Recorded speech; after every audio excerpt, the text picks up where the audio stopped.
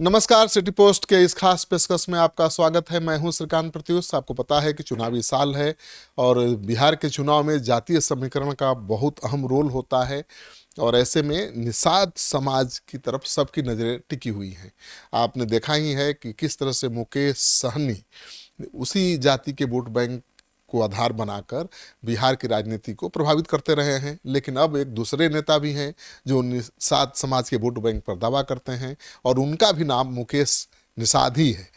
तो दो मुकेश से पूरे नेता परेशान है, बीजेपी के भी और महागठबंधन के भी। नहीं नहीं, परेशान नहीं है। हम अपने समाज की भागीदारी की बात करते हैं और भागीदारी लेना परेशानी है तो वो परेशानी अच्छी है।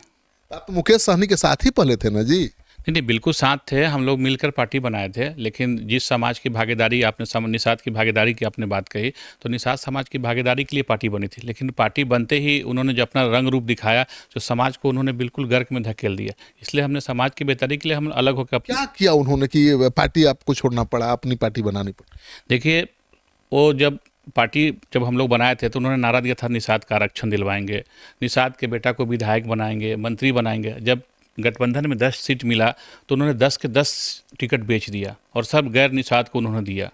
तो अब निषाद समाज की बेहतरी उन्होंने तो व्यापार के हिसाब से बेचा। जब हम समाज की बेहतरी की बात किए, समाज का दुख दर्द हमने समझा, तो समझे कि बेहतर उनसे होगा कि हम अलग होकर समाज की बात करें। इसलिए ये हमने कैसे कर सकते हैं कि टिकट बेच दिया सब? आप देखिए ना, 10 टिकट में एक भी प्रत्याशी वीआईपी का प्राथमिक सदस्य नहीं था, तो इससे बड़ा प्रूफ क्या हो। आज राजू सिंह का आप बयान सुने होंगे। बीजेपी का ही खेल था, बीजेपी ने सीट तो दे दिया, कैंडिडेट अपना दे दिया। तो फिर जब बीजेपी का खेल था तो फिर मुकेश सहनी समाज को धोखा दे रहे थे, समाज को ठग रहे थे, इसलिए हमने अपना रास्ता अलग किया। हम तो समाज की बेहतरी के लिए उनके साथ गए थे ना, हम लोग सब मिल के समाज के द्वारा मिलकर पार्टी बनी थी। आपने देखा नहीं, 4 विधायक जीते थे और चारों बीजेपी में चले गए क्योंकि चारों बीजेपी के नेता थे, लड़े थे मुकेश सहनी के नहीं नहीं, टिकट। विधायक आप कह रहे हैं, लेकिन विधायक ने तो स्पष्ट आरोप लगाया कि मैंने मुकेश सहनी से 4-5 करोड़ में टिकट खरीदा था। जो आदमी सामान, ये मोबाइल है, अगर मैं खरीद लिया, ये ओप्पो की मोबाइल है, ये मैं पैसा दे खरीद लिया, अब ओप्पो कंपनी के मालिक के सामने इसको तोड़ूं तो उनका कोई ऑब्जेक्शन होगा क्या? मैंने पैसा लगाया, तो टिकट तो सभी ने खरीदा था, तो उसमें मुकेश सहनी का क्या योगदान है? वो तो उन्होंने पैसा दे के टिकट खरीद लिया, विधायक बन गए, तो सहानुभूति कहाँ से रहेगी निषाद समाज के प्रति या किसी पार्टी के तो प्रति? मुकेश सहनी तो अब महागठबंधन के साथ है, तो बीजेपी भी चाहेगी कि एक दूसरा मुकेश उसके साथ आ जाए। देखिए, वो तो बीजेपी वालों को सोचना है कि समाज का अगर वोट चाहिए तो समाज को भागीदारी दे। मेरे समाज के अंदर राजनीतिक भूख जग चुकी है और हम लोगों ने ही जगाया, तो जो अब तो समाज देख रहा है कि जो हमको भागीदारी, जो हम मेरी भागीदारी की बात करेंगे, हमारा समाज उसके साथ ऑब्वियसली जाएगा। बीजेपी के साथ बातचीत चल रही है आपकी? नहीं, हमारी बात अभी बीजेपी के साथ नहीं चल रही। हम अपने संगठन को दुरुस्त करने में लगे हैं, संगठन को मजबूत कर रहे हैं, अपने समाज के बीच में जा रहे हैं और समाज को जागरूक कर रहे हैं कि इस बार हम लोग आज़ादी के बाद से ठगाते आ रहे हैं। आपने पार्टी बना लिया है क्या? बिल्कुल, हमारी पार्टी है विकासशील स्वराज पार्टी, हमने 2023 में ही बनाया था और हमारे जो आराध्य देव है निषाद राज गुहा की जयंती पर हमने पटना के बापू सभागार में पार्टी की लॉन्चिंग की थी। तो इस पार्टी, कहा जाता है कि इस पार्टी को भी बीजेपी नहीं बनवाया था आपको खड़ा करने के लिए।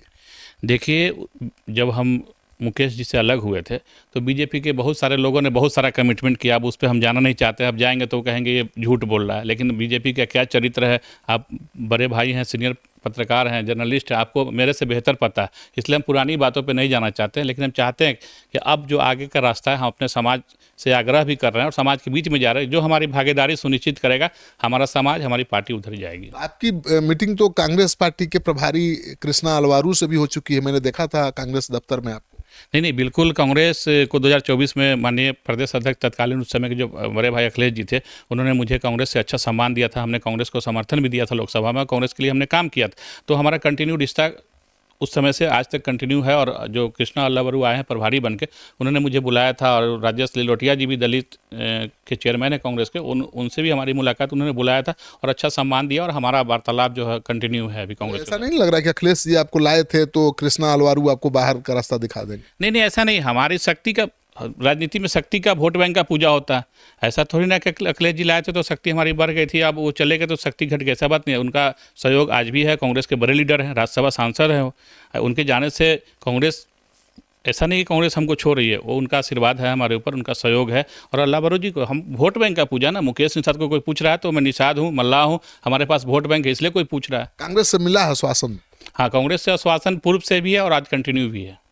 अच्छा बताइए, मुकेश सहनी तो बहुत पार्टी को चमकाया, बहुत पैसा खर्च किया, पहचान बनाई, मलाहों के नेता के रूप में मशहूर भी हुए। बीजेपी ने ही उनको भी बढ़ाया था, आपको याद ही होगा, अमित शाह के साथ हेलीकॉप्टर में घूमते थे।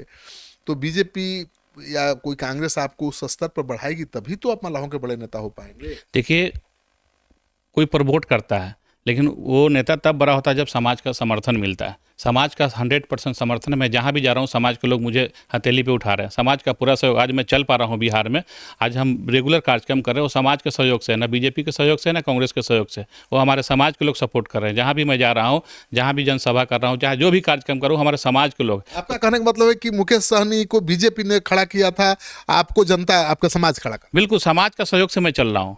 मुझे, मेरे चलने के पीछे ना बीजेपी का हाथ है ना कांग्रेस का। मैं समाज के साथ जा रहा हूँ, समाज की भागीदारी की बात कर रहा हूँ ईमानदारी से, और इसलिए हमने समाज के लोग से मुझे बल मिलता है, जिससे मैं चल रहा हूँ। और समाज, आपका वोट बैंक है। देखिए, सरकार, वो तो बहुत लंबी कहानी है। सरकार ने हमको 15 जातियों में बांट रखा है। मल्लाह जो है, मल्लाह की अगर बात करें तो मल्लाह को 15 जाति कोड में सरकार ने खंडित कर रखा है।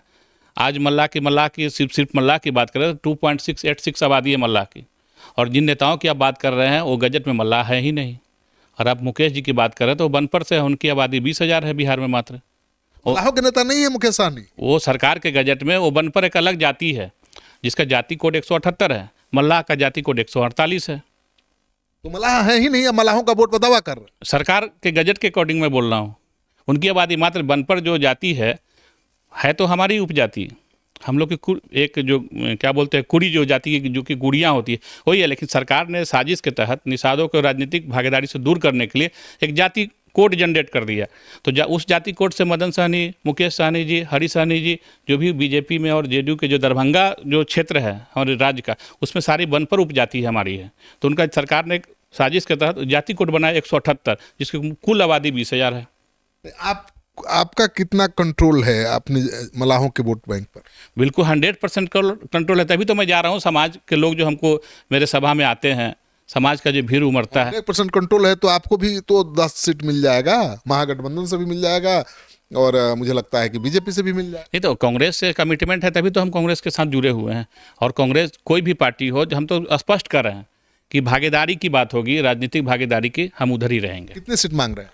देखिए, हम जो मेरी आबादी 10% आबादी है, मेरी 14 जो जातियां हैं मिलाकर, हमारी 10% आबादी, 10% के अकॉर्डिंग जो हमारा सीट होता है, वो सहयोगी से हम रखेंगे प्रस्ताव।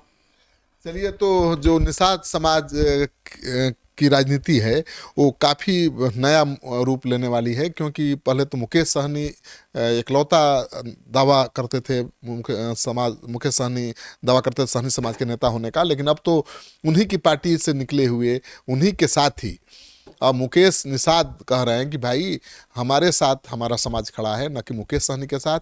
क्योंकि मुकेश सहनी को टिकट भी मिला तो निषाद को लड़ाया नहीं, निषाद को आगे बढ़ाया नहीं, और सारा टिकट बेच दिया। लेकिन ये निषाद समाज की राजनीतिक हिस्सेदारी दिलाने के लिए संघर्ष कर रहे हैं, और इनकी बातचीत भी कांग्रेस पार्टी के साथ चल रही है। तो उम्मीद करिए कि कांग्रेस पार्टी के साथ इनकी पार्टी का गठजोड़ हो सकता है, क्योंकि आरजेडी के पास मुकेश सहनी है, और दूसरे मुकेश निषाद अगर कांग्रेस के पास जाएंगे तो जो वोट में डिवीजन का डर है महागठबंधन को, कि मुकेश सहनी के आने के बावजूद भी 100% मलाहों का वोट नहीं मिलेगा, वो खत्म हो जाएगा। क्योंकि 5% मुकेश सहनी लाएंगे तो 5% मुकेश निषाद लाएंगे। इस खबर को शेयर करिए दोस्तों के साथ। अगर आपको ये खबर अच्छी लगे तो कमेंट बॉक्स में जाइए, कमेंट भी लिखिए, और आप भी बताइए कि मुकेश सहनी या मुकेश निषाद, कौन है मलाहों का बड़ा नेता।